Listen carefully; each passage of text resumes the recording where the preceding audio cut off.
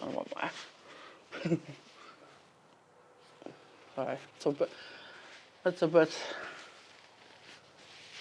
much. Carry on. Don't know who's to, I think. Yeah.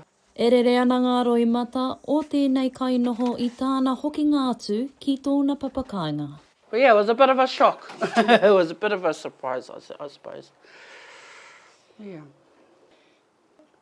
Kei te ngana tonu a Jess McLeod, he kainoho, he kaimahi whakarite I Mangatawa marae, ki te hoki ki ngā mahi o te wā whai muri I ngā taumahatanga o Tainihi. We had a booking this weekend, but obviously with what's happened, they're not going to carry on with. They've cancelled and they've had to find somewhere else to go, which is fine. I mean, we understand too. The water is working, power's on, but I hear Wi-Fi and stuff like that is not working. I'm not 100% sure I'm going back home tonight, but yeah, my kids want to go home.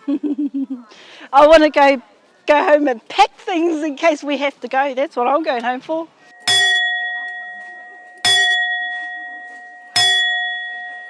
Whai muri I te whakawātea, I whakatūwhera ngā tatau o Ngāti Pūkenga ki te whetū o te rangi marae, ki te manaaki I ngā whānau, ko tahi rau, toru te kau te nui. E ai ki te hea mana o Mangatawa, Papa Blocks Incorporated, a Piri McMath, ko te haumarutanga o ngā tāngata, te kaupapa nui.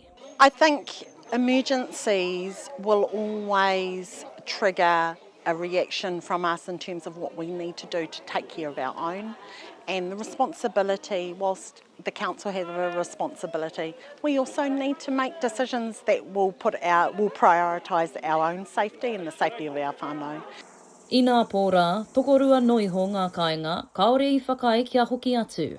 Whioi e whakātu ana e nei whakāhua I te ngau kino o te āhuarangi. Koera kei te tihi tonu o ngā whakaaro a Rhapsody Cooper. So I didn't expect this to happen. I expected something to happen last week, you know what I mean?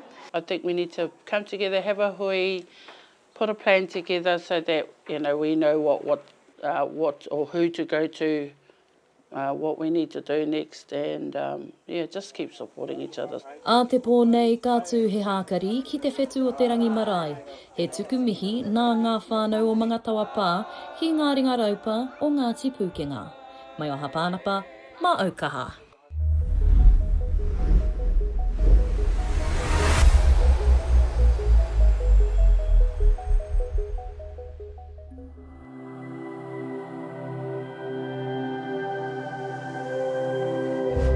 Ko te reo, te take.